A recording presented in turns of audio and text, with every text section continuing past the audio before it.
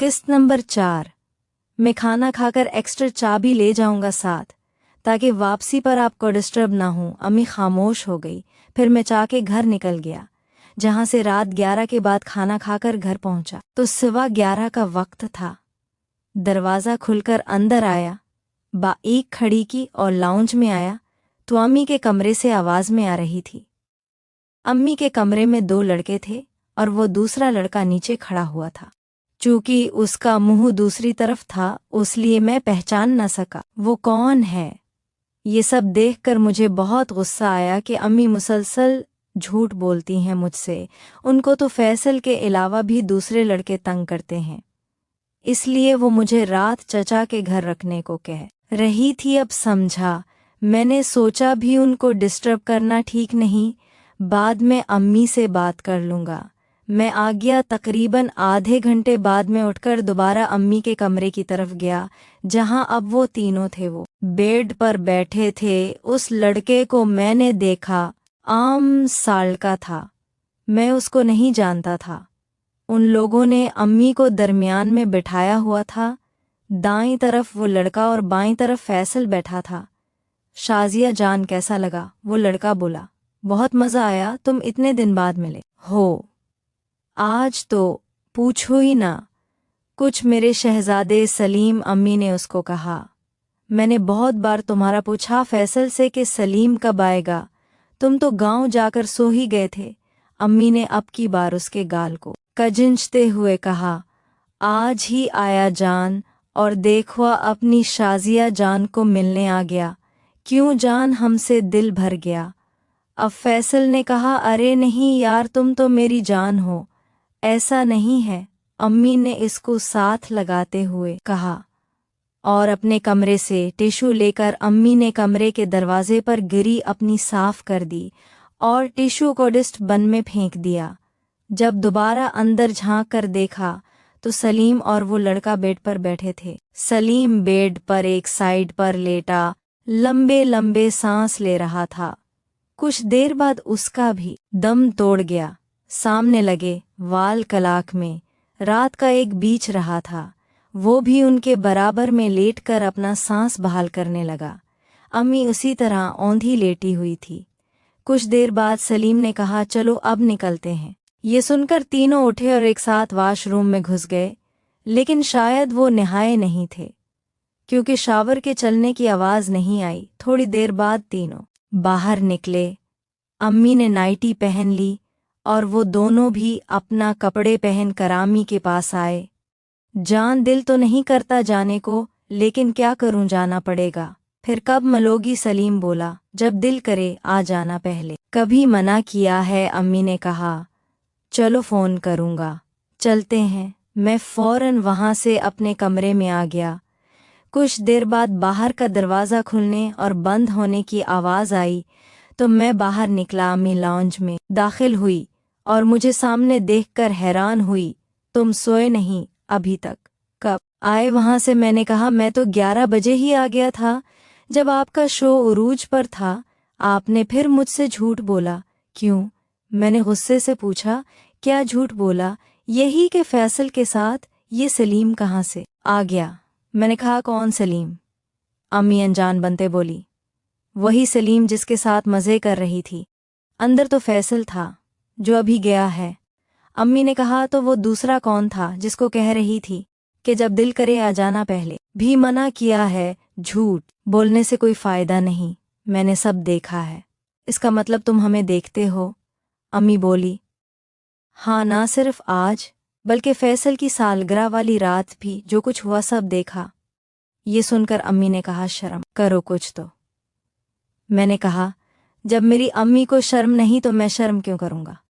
कौन है ये सलीम? तुम मेरे मामलात में टांग मत अटकाओ। जो हो रहा है होने दो और चुपचाप अपने काम से काम रखो। मैंने तुम्हें भी इजाज़त दी है कि कोई लड़की फंसाकर जो करना है कर लो, लेकिन मुझे डिस्टर्ब मत करो। फैसलो या सलीम या फिर कोई और, ये मेरा मसला है, तुम्हारा नहीं।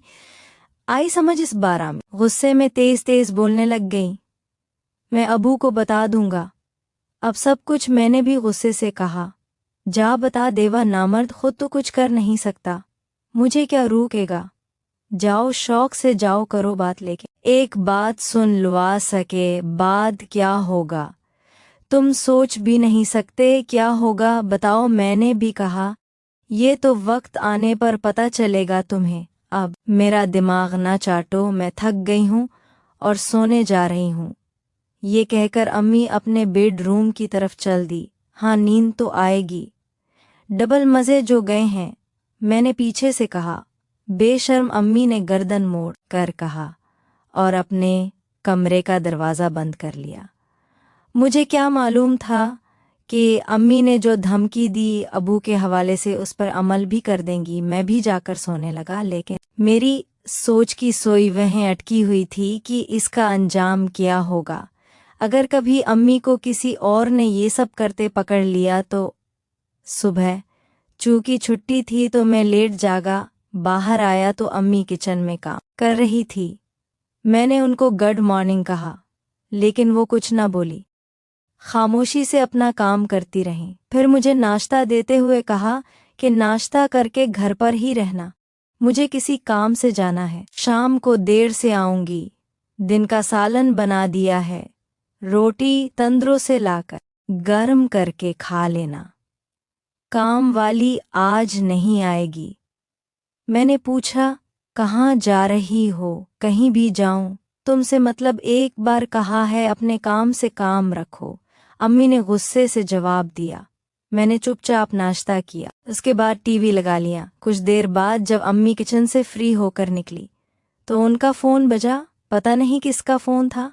अम्मी हंस हंस कर बात कर रही थी। जी मैं बस तैयार होने लगी हूँ, आधे घंटे बाद निकलती हूँ। हाँ हाँ कर ली आप भी ना। ओके, मुझे तैयार होना है, मिलते हैं फिर। हाय, मैं परेशान कि किसका फ़ोन है और अम्मी की बात समझ नहीं आई। खैर, तकरीबन कोई पौने घंटे बाद अम्मी अपने बेडरूम से तैयार होकर निकली। उन्होंने ब्लू जीन्स पर कढ़ाई वाली काटन की रंगदार कर्ती पहनी हुई थी, पाँव में हल्की हिल वाली सैंडल, बाल बंधे हुए और गले में दोपट्टा, हल्का सा मेकअप किया था। बहुत प्यारी लग रही थी। मैंने एक नजरान को देखा और कहा, बहुत प्यारी लग रही हो आज अम्मी, घर का ख्याल रखना। उन्होंने जवाब दिया, बहुत जल्दी है जनाब, सब्र नहीं हो रहा। मैं तैयार हो रही थी, घर से निकल रही हूँ। आप कहाँ हैं? ओ के वहीं रुकें, आ रही हूँ।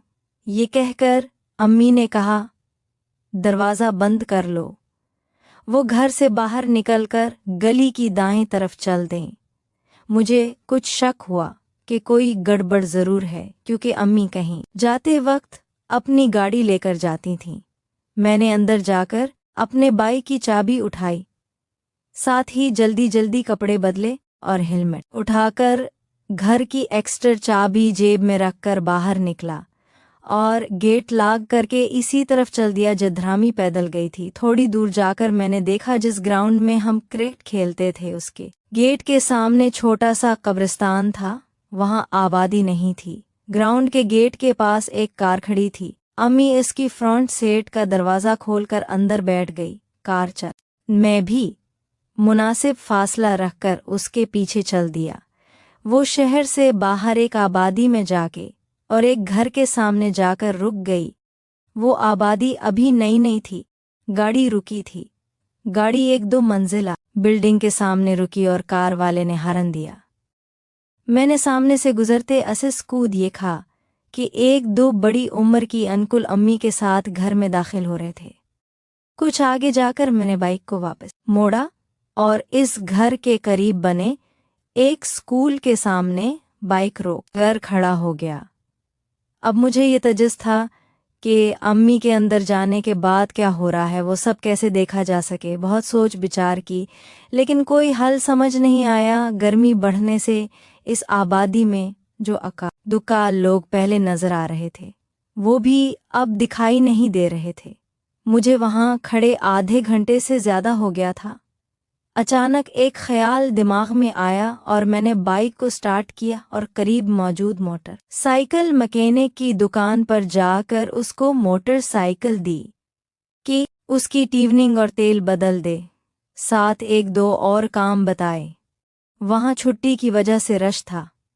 उसने कहा 2 पहर के बाद आकर ले जाना। मैंने बाइक उसके हवाले की और खुद वहां से पैदल ही उस कोठी की जानिब चल दिया। करीब जाकर मैंने अंदर जाने के लिए इस कोठी के अकब का जायजा लिया, जहां एक छोटा सा दरख्त दीवार के साथ लगा हुआ था। पहले मैंने इधर उधर देखा तो दूर दूर तक कोई नजर न आया। मैं हिम्मत करके दरख्त पर चढ़ गया और फिर देवरा पर कदम जमा दिए।